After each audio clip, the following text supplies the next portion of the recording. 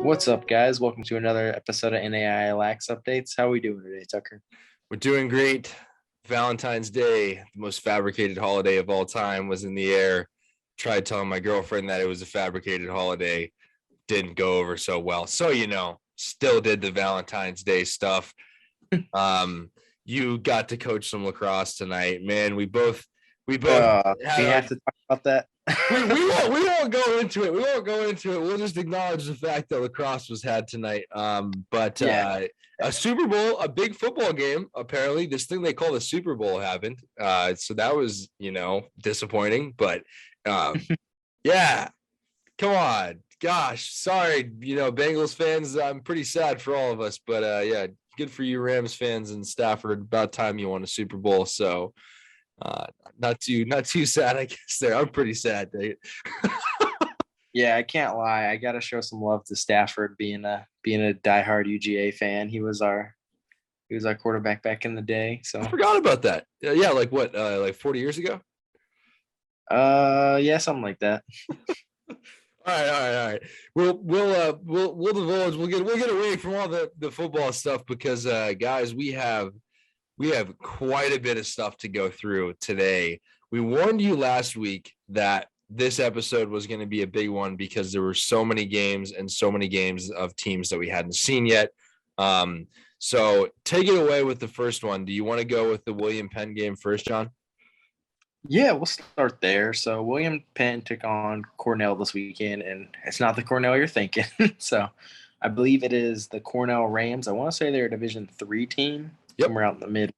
You probably know a little more about them. Yeah, Cornell is a small liberal arts Division III. They're actually only about an hour from Clarke. I was actually in the town of Cornell College yesterday in Mount Vernon, Iowa.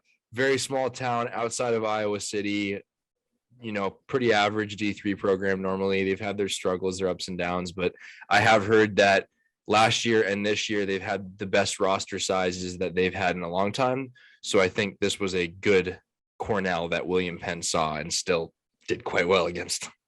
Yeah, I mean, the final was 19-4, and it could have been worse. I mean, it was 6-0 within probably, it seemed like 5 minutes. I don't know how much game time was gone, but it was first like 6 possessions, 6 goals. So yeah, 19-4.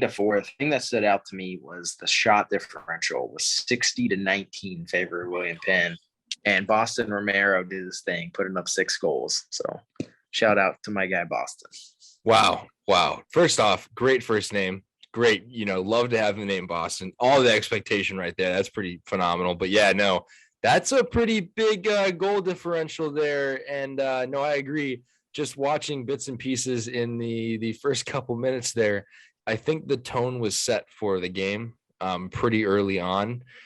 So that's an interesting one. William Penn also got to work with Des Moines Youth Lacrosse on a clinic after the fact. So that was kind of a cool thing.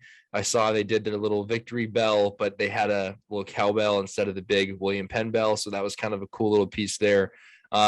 What did this is something that I didn't even think about this really going into it. Do you think that William Penn was challenged defensively in this game at all, or did it look like it was a pretty dominant offensive sided game for William Penn? It was a pretty dominant victory. I'd say the one thing, kind of good news and bad news, would be that William Penn committed a lot of penalties on this one. So I'd say they got a lot of man down defense work, but I would consider that a good thing because I don't think they let off a goal in that department. So getting kind of that work in early in the season could be beneficial later on. Yeah, and then they're also getting they had the first KCAC game of the season. They're sort of their first KCAC team getting some playing in. So that's obviously an extra bonus right there. They get to get their games going a little bit earlier than the rest of the conference. St. Ambrose had a game as well this weekend. We'll touch on that, but William Penn getting kind of the first game into the conference. And like you said, it's a good trial point because you're playing a team that doesn't really matter if you win or lose against them. Obviously a pretty dominant win. So good morale booster. great game to get started with. Awesome score. More lacrosse in Iowa. We love to see that. Other side of the state too. So cool for William Penn to go over to Des Moines and put on a college game. I know the people there are very appreciative of that. So that's a cool piece as well. Yeah, and then moving along, let's go with St. Andrews Point next. I know you had some strong opinions about this. I'll let you take this one away. So St. Andrews and Point. Okay, we saw Point. We saw them play twice. Get, for lack of better terms, no offense to you Point guys, because you're grinding. 2 games where Point kind of got whooped going into this St. Andrews game. St. Andrews was receiving votes for top 10. That was kind of the big storyline. I don't always agree with top 10 voting preseason. I think preseason voting is always a little bit off. There's a little bit of error, an area for margin of error. But I feel like more than anything, I have 2 takeaways from the St. Andrews and Point game.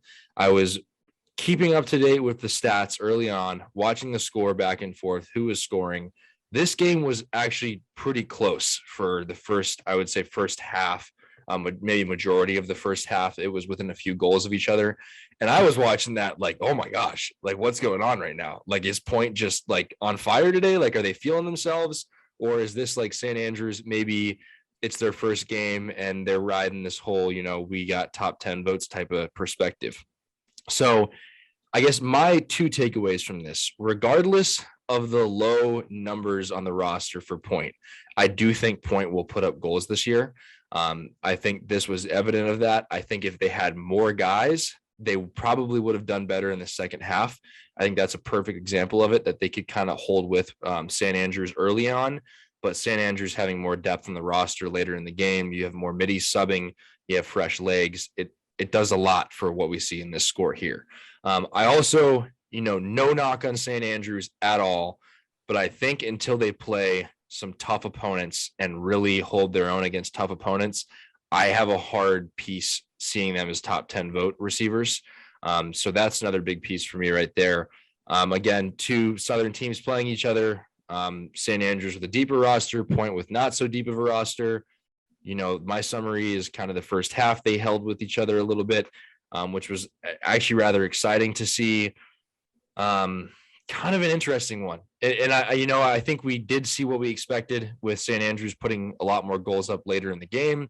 But again, that first half score and the comparison of that score says a lot for where these 2 teams are at. Yeah, and I think the big takeaway for me is that Point is definitely improving, or at least appears to be. I mean, first 2 games honestly couldn't have gone any worse for them, but this one seemed to be kind of a bright spot. It seemed like up until maybe 5 minutes until halftime that they were really pretty much right in this game, and I think St. Andrews went on a quick 3-0 run in the half or something like that. Yeah, that's a good point. And I think I'm, for lack of better terms, I'm glad that Point had this game and had a little bit of, I guess, the sun shining through the clouds type moment, where they were able to see their team worked well together and play well together and put some points on the board, because every team needs that, especially if you're going to have a season with low numbers. So that was my analogy for how that game went. I do think it's a good measuring stick, and I think it's an important score differential. And there's a lot to take away from that game with 2 teams coming out of that conference. Yeah. Side note, my high school could really use one of those sunshine peeking out of the cloud games. Yeah. Well, yeah. So there you go. You can, next time you're coaching, just be like, guys, we really need that moment where the sun shines through the clouds. And they'd be like, what are you talking about? I promise some guy I know said that. So there you go, guys. Take it and run with that. Well, what did you think? What did you think about this game? I mean, you're pretty accurate about that. I mean, I think it's something for Point to build on. I think it was a good time for St. Andrews to get a little bit of the rust off. Yeah, amen to that. Good take. I like that. And then moving along to Reinhardt versus SCAD. What did you think of this one? The final was 21-6 Reinhardt. So, I mean, Reinhardt, another dominant win. A lot of scoring going on. You love to see that. Tyler Wilkinson out with a concussion. Don't like to see that. Never like to see him out. So kind of tough there. Hopefully he recovers soon. Thoughts with you, man. But I think this was interesting because I guess I was kind of watching the score early on this one as well. And I did see SCAD putting up some goals, and I was kind of like, wait a minute, what's going on? Because we didn't really know what to expect from SCAD at all with their recent coaching changes, with the, I think, kind of uncertainty all around. We didn't really see too many roster numbers. They were a big question mark for us. So I guess, for lack of better terms, for them to put up 6 goals against Reinhardt and show some level of competition with Reinhardt is kind of cool to see, because you got to think now SCAD is going to go play St. Andrews and Point. And they obviously, you have to think, are gonna fall above St. Andrews and Point. They're going to be probably more competitive than those two teams, and we can see that early on with a score of 21-6 against Reinhardt. So that's an interesting piece there. Yeah, that's kind of my takeaway of it from it as well. I mean, the one thing I would say is not even so much the offense. I was more so impressed with the SCAD defense and goalie play.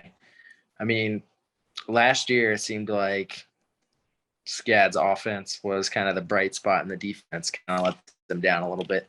And I almost feel like they may have the opposite going on this year. I'm not sure that their offense isn't going to be great, but they seem kind of mediocre offensively. And then the defense, actually, they had quite a few good takeaway checks. Goalie made some big saves. So I was excited to see that from SCAD. And then from Reinhardt perspective, Bousquet is just on fire still. Another game where he puts up 9+ goals and 4 or 5 assists. I mean, he's definitely.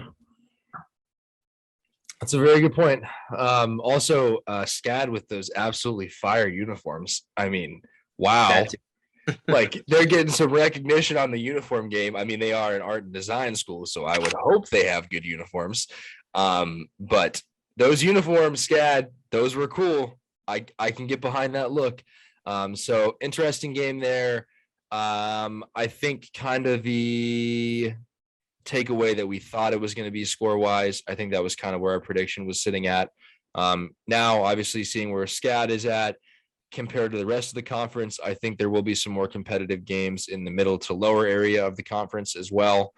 So that is reassuring to know that some teams are at least kind of close together in that area as well. Next up, we'll move right down the line to Lawrence Tech playing Kalamazoo. Kalamazoo, a D3 team in Kalamazoo, Michigan. Traditionally pretty decent D3. I would say mediocre to decent would be kind of my takeaway on that. They draw some pretty decent kids from Michigan, and they seem to have a program that's growing and growing. Interesting to see Lawrence Tech play a D3 program after playing an MCLA program. So I think we kind of saw a different thing here. 10-8 was the final score. Lawrence Tech did beat Kalamazoo. That game I actually feel like was closer than I expected it to be.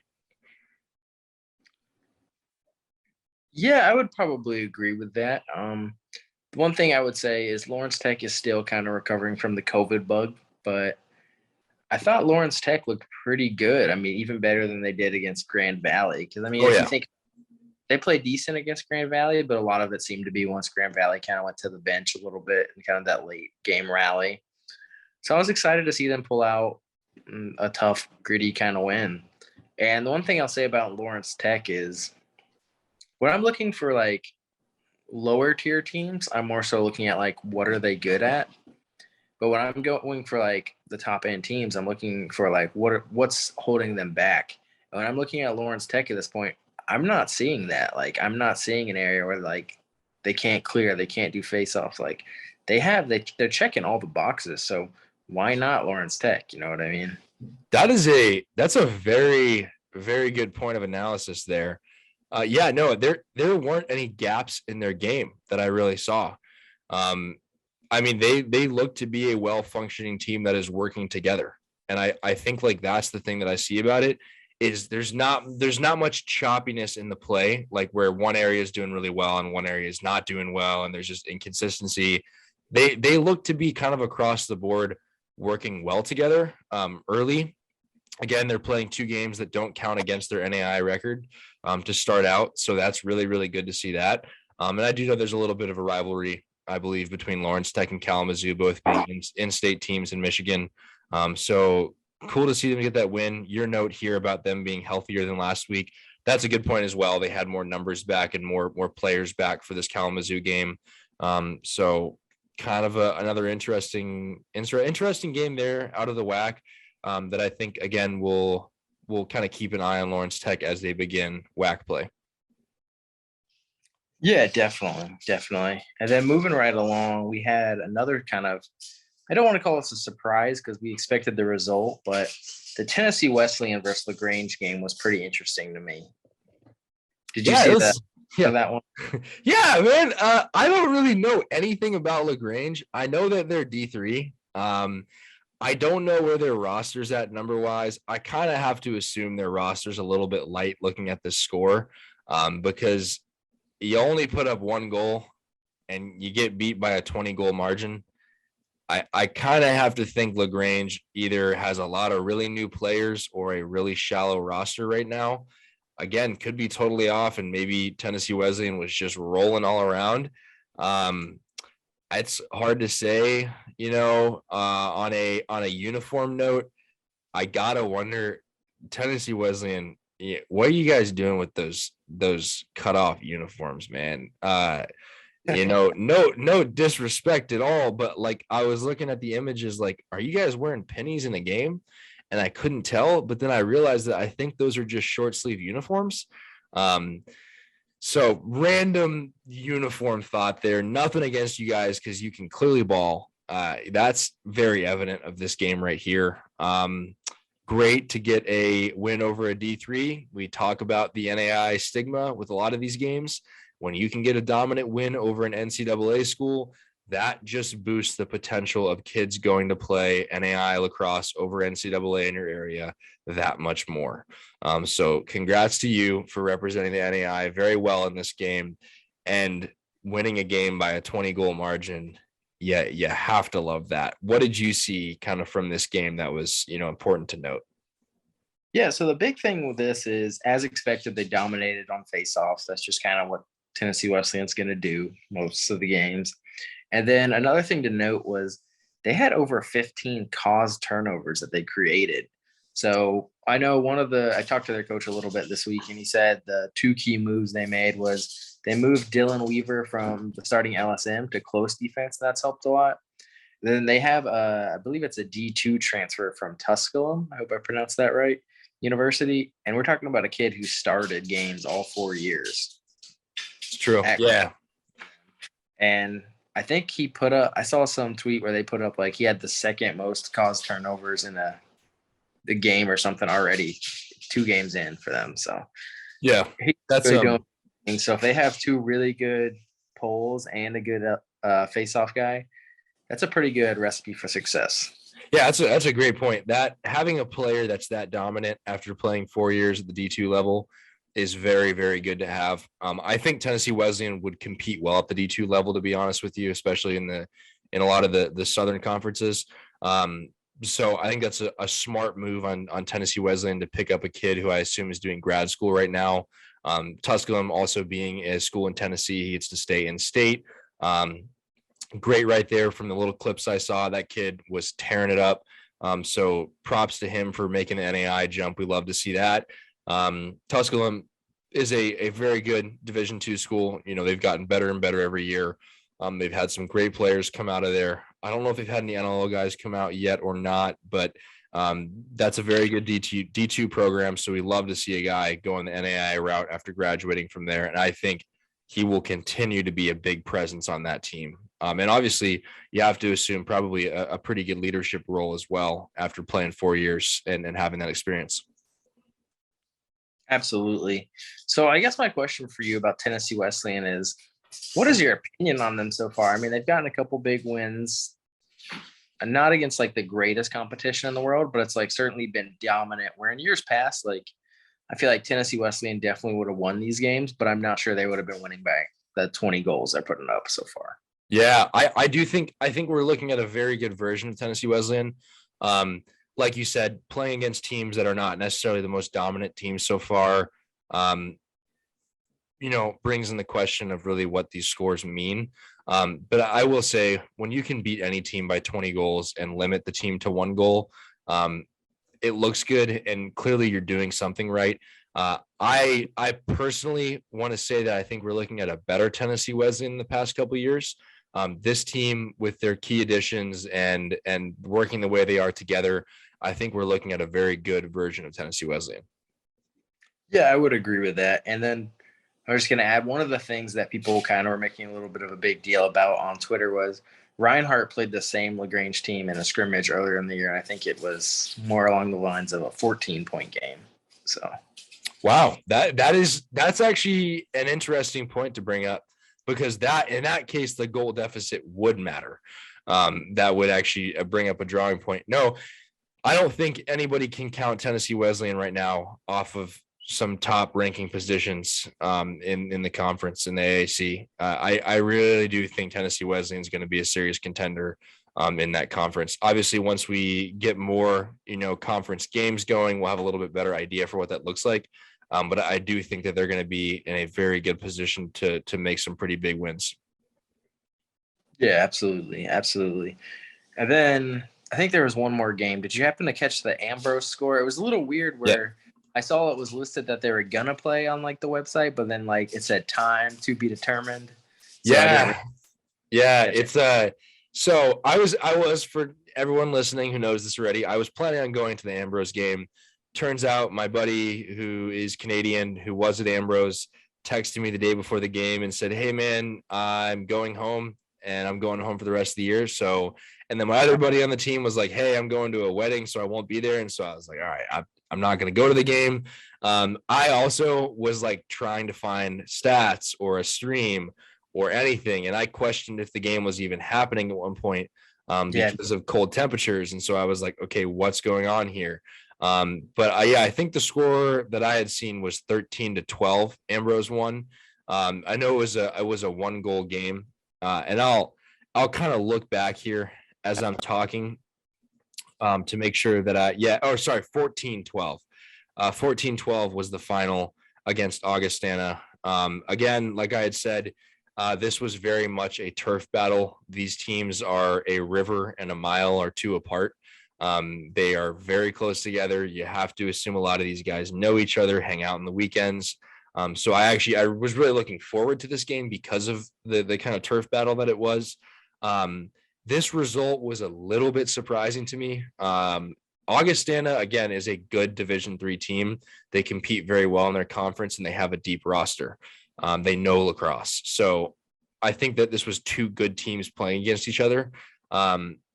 Being St. Ambrose's first game, you can't take the score that seriously, I would say. And I wish we had a stream to kind of know what the scoring was like throughout the game.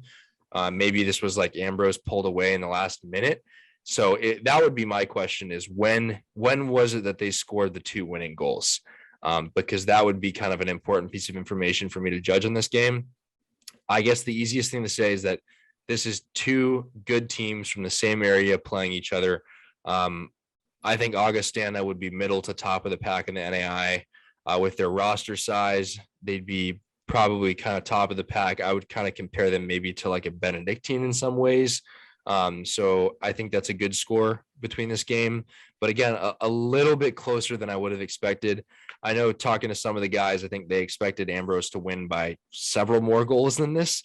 So maybe this was a good kind of realization. Hey, let's fix some things before we start NAI play.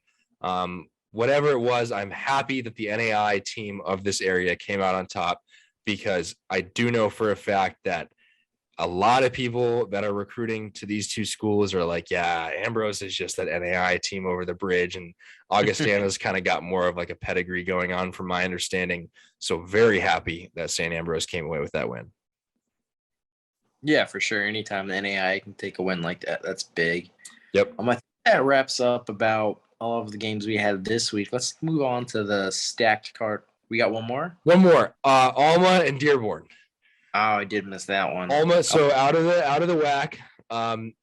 You got this one right. You got this pick right. I will say it. I got this pick wrong.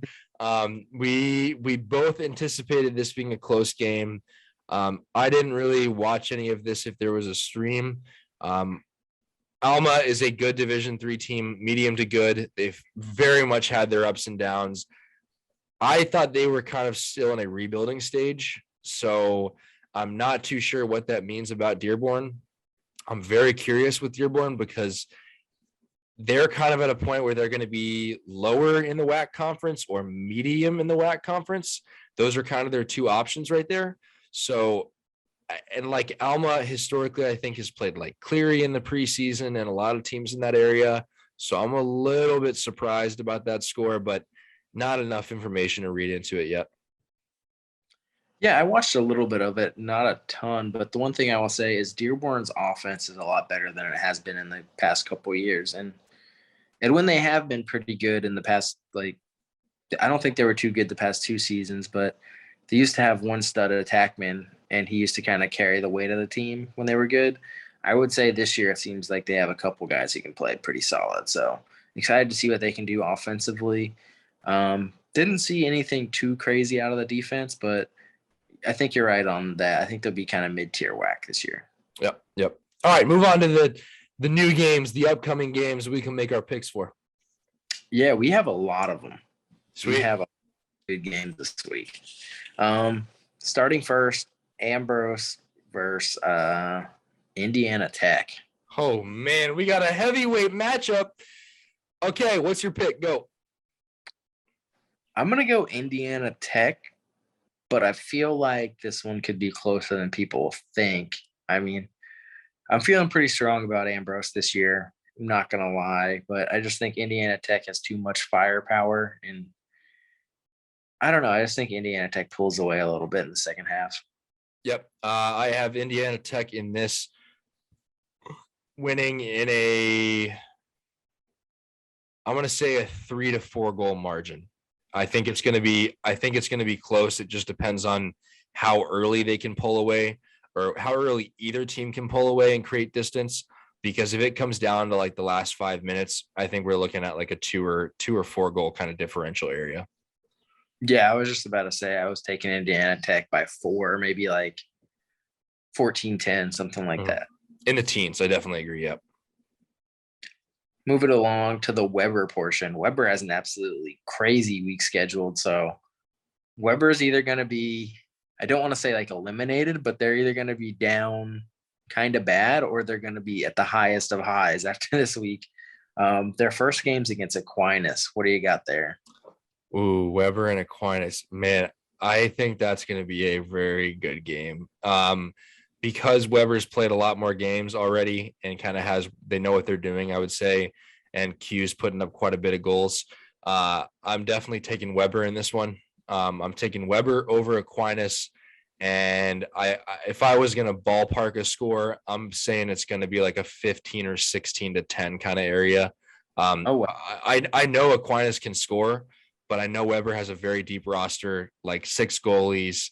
It's hard to stop Q. They've clearly stated that they can work well together offensively. So I think scoring is probably going to carry Weber in this game. I like it. But this is the one we're going to disagree on because I may catch some people off guard on this. I think they were absolutely borderline criminally low in the polls, Aquinas. Like, I'm talking top 5 power ranking for me, Aquinas. Like, okay, they're going to bully some teams in the WAC who are ranked right now. So I'm saying I think Weber's going to come to battle. It's going to be a very close one, but I'm taking Aquinas in this one. Any idea of goal differential? How many you expect the team to score?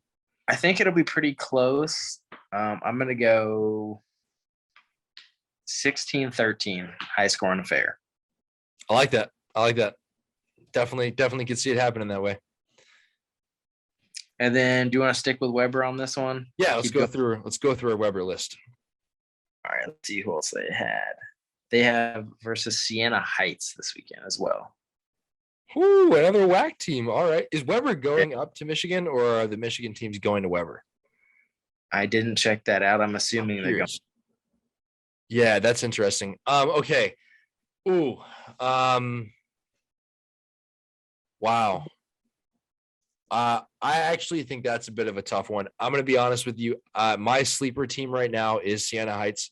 I don't want to say they're a super sleeper, but I think they're going to do more than people expect them to do. Man, that's a tough one.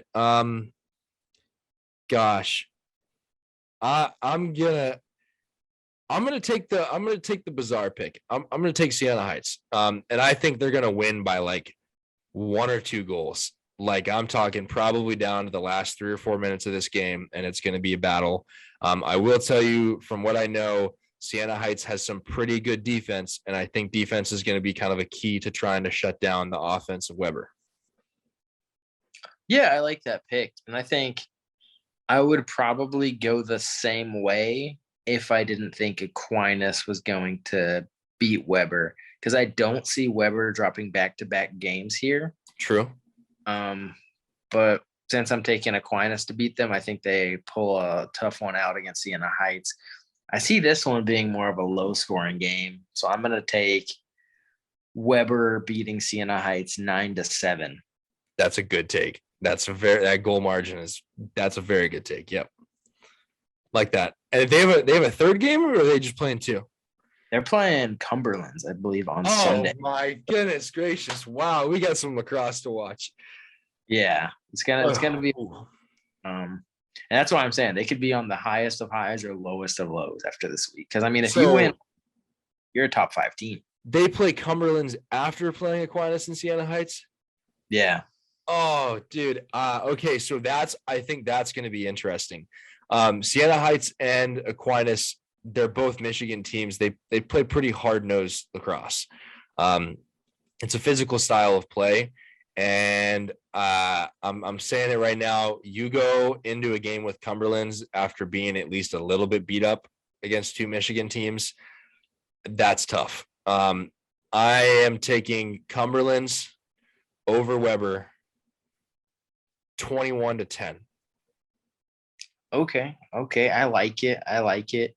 See, the thing that kind of scares me on this one is, okay, I'm definitely taking Cumberlands. Okay, good. Like, reassuring there, yeah. The attack is too much. The midfield is going to be good.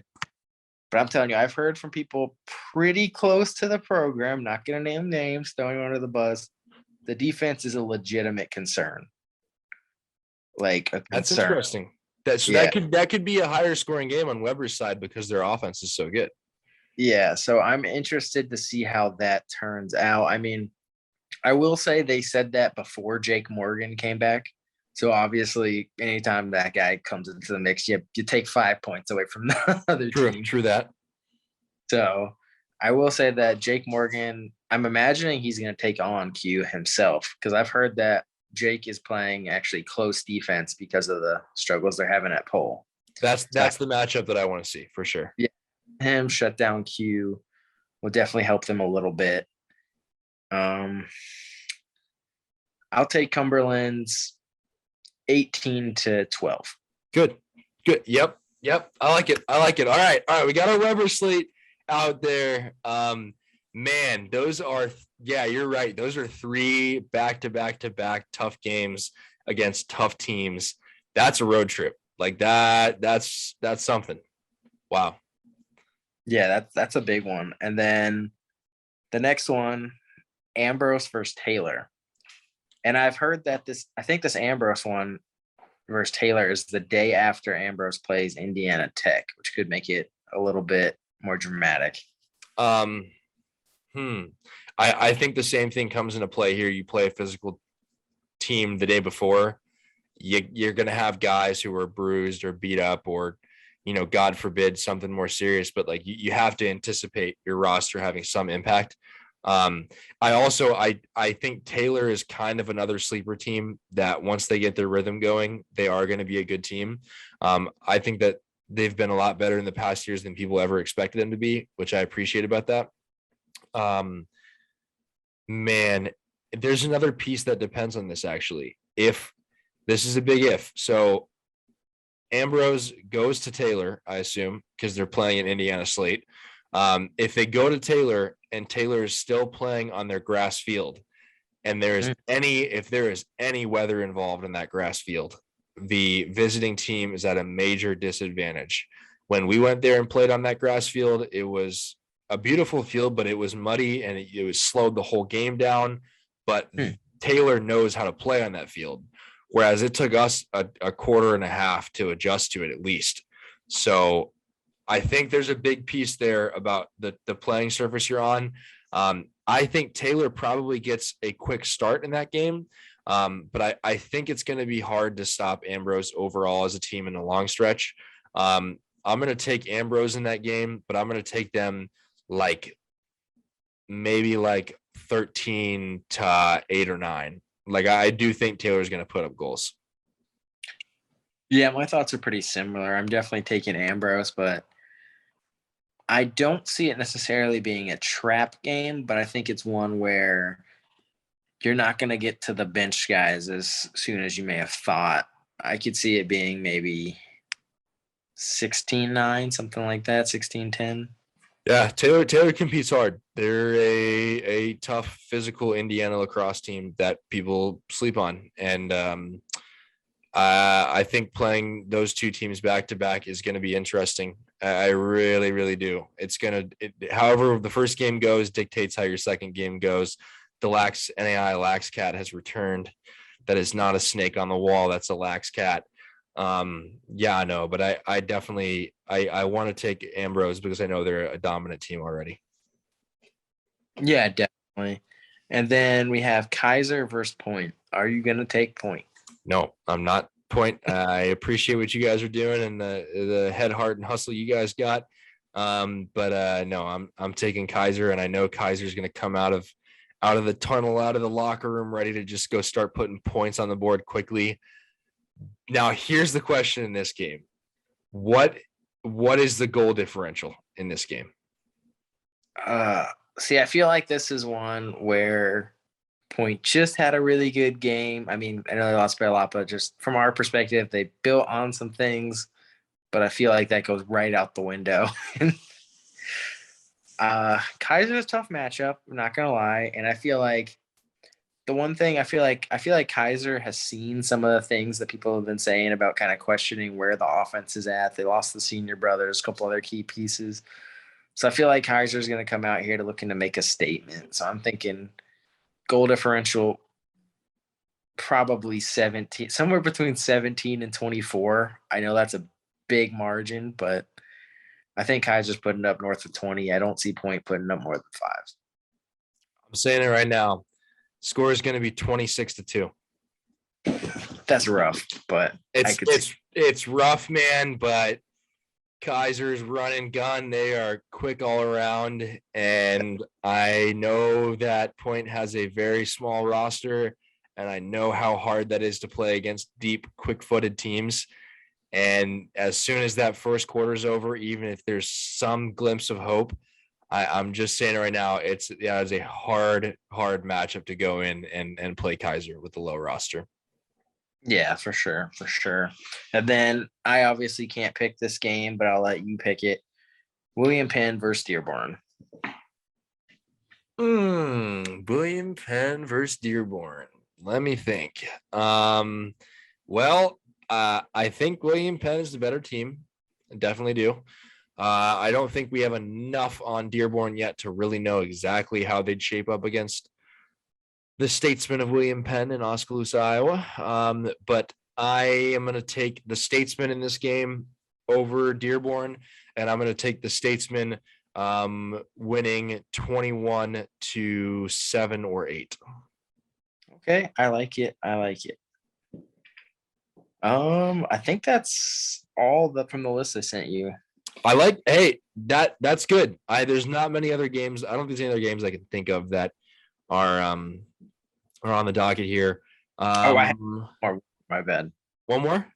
Could be pretty interesting. St. Andrews versus SCAD, and this will get This could be pretty important down the road. Just, I believe the AAC tournament is still going to be 6 teams, so most likely both of these teams will be in it, but it'll just be kind of a seeding battle. SCAD is winning this game. Dude, I don't know if I can even say that. Oh man. Gosh. I think it was I a one-goal game last year. I want to say that St. Andrews won. you know what? I'm gonna take that back. I'm gonna take St. Andrews winning this game by 2 goals. I just feel like with the offensive production they had against Point, regardless of who they are, um, I think if SCAD had a higher score against Reinhardt, or at least a smaller gap in the score, I think I would feel comfortable taking SCAD. But I think St. Andrews can score goals. I really do. I'm gonna take St. Andrews in this one. I like the pick. I like the pick. See, I'm really torn on this one because it could go one of two ways, is how I'm seeing it. So St. Andrews just got the offense flowing against a kind of a down point team, whereas SCAD just had the complete opposite experience where they just played the top of the league in Reinhardt. And it really depends on how the two teams are feeling. Is St. Andrews feeling really good about beating up on Point, or are they kind of, we struggled in the first quarter, let's clean this up a little bit? And then a SCAD kind of saying, hey, we hung with Reinhardt for the first quarter. True. I kind of typically look at this where I like the team who's played the harder schedule so far. So I'm going to take SCAD in a very close one. I see it being a 1-goal game again. Give me SCAD 11-10. I'm going all the way overtime. I like your logic there, because I do think the team that, regardless of score, played a tougher, harder opponent, they're gonna kind of sit at that level of play. You got to think going into the next game. So no, I definitely, I can see where you're at there for sure. Yeah, and that pretty much concludes the upcoming games this week. I think we had a couple questions. We've kind of covered them a little bit, but the one that was interesting to me was just kind of going a little bit further into that Taylor being the trap game for Ambrose. Yeah. Man, I do feel like it could be a trap game. I really do. I mean, I will say Ambrose has a deep roster. And so I think, and I will say, from what I've seen and know with the guys in the team, that deep roster, the gap in talent is very small with a lot of your top lines, that if one guy goes down, the replacement coming in is probably going to hold his own. So I feel comfortable about that in the sense of it being a trap game. But I really, really do, and I will restate this again and again. I think Taylor is a slept-on team that gets better and better every single year, and there's still a new program. But I think I have to think that Taylor is looking at this, and they're going to watch that game before against, Indiana Tech and Ambrose, and I got to think that they're kind of looking at this as a trap game. They were probably very happy with how that scheduling went down, to be honest with you. Yeah, and I would say where I could see it becoming a trap game is if St. Ambrose, or Ambrose should say, finds a way to beat Indiana Tech. So if they can pull off, if they get the upset in the game one, then I think it becomes a little bit more interesting. How do they follow it up with? True. That's a really good point. I guess I'll say it again, but those of you who are watching this game, take in mind on what playing surface they're on, because if they're at Taylor and they are on the grass, I'm telling you, I thoroughly, from playing on that field, believe that Taylor is at an advantage if there's any moisture, because I remember playing against Taylor and we went into that game thinking, man, it's a first year program at the time. Like, wow, we got to win this, And I remember looking down at my feet and having cleats completely filled with mud and no ability to run, and slipping all over their place as their LSMs were running by seamlessly.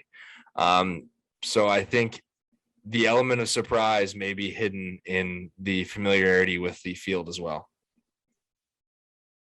That'll be something interesting to keep an eye on. And then the final question, we covered this one a little bit as well. How high does Weber rise if, say, they do go 3-0 this weekend? Wow.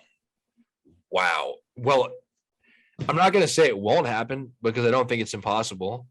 I think it's unlikely that they would go 3-0. Not impossible by any means, but unlikely would be, I would say. I could see them going 2-1, to be honest with you. No particular order in games either. But if they were to win those 3 games, they're in the top 10 right now? Yes or no? Right outside. They're lurking around 12, just receiving votes. So I honestly, if they somehow find a way to go 3-0, and the other teams kind of shake out differently than expected, I could see them going up to 7 or 8. However, I think if they go 2-1, I think if they can somehow pull out 2 wins from that, I think they do crack the top 10, probably at 10 would be my guess. But I think if they can go 3-0, their potential to climb in the poll is enormous. Yeah, I'm trying to do some quick math in my head just about like where teams are currently, because I know Aquinas, as I said, criminally underrated, is actually behind them right now. I want to say Aquinas is somewhere around 14 or 15, like super low, but that win would give them a lot of credibility. But a loss then kind of hurts even more because Aquinas is a little bit underrated. True. And I'm not even sure if Siena Heights was receiving votes or not. If they were, they're one of the lower ones in that category. But I mean, I think if they go 2-1, they crack, assuming losses to Cumberland's, they crack the top 10. That's probably somewhere around 9 or 10. If they win all 3, you got to remember, I think Cumberland is number 4 right now. So Yeah. I could easily see them almost taking that from Cumberland's going right up into the top 5. I mean, I'm even going to say that if they, somehow if things went wrong in the first 2 games and they still managed to beat Cumberland somehow, they're rising in the poll regardless of those other 2 games. Because that's a more interesting scenario of kind of chaos to start the season. Yeah. Operate.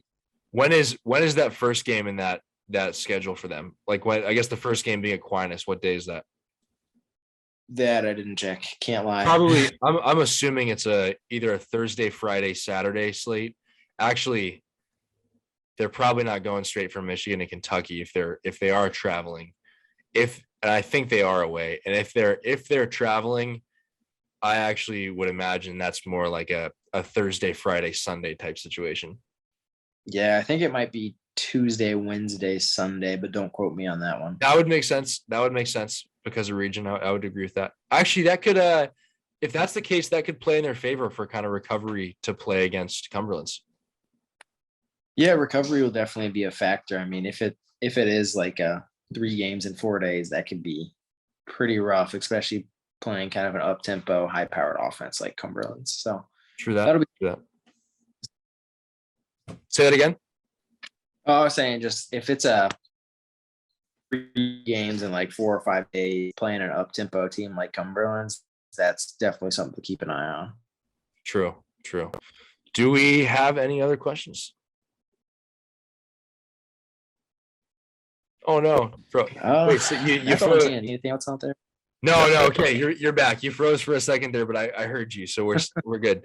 No, I didn't see any major questions come through the podcast side of things. Those listening, I will try to get a graphic breakdown of our picks to kind of give you an idea that can be tweeted out, some more visual elements there. Try to get a standing thing, Turtle, if you want to. Yeah. I'm feeling competitive. So yeah. And I will say you won last weekend because the one pick that you had that determined the difference was the Alma Dearborn game. So you're up right now. You're riding the high. But this weekend will be an interesting one, and this week as a whole will be an interesting one. So I guess we'll see what happens by next Sunday. We'll see you then, guys.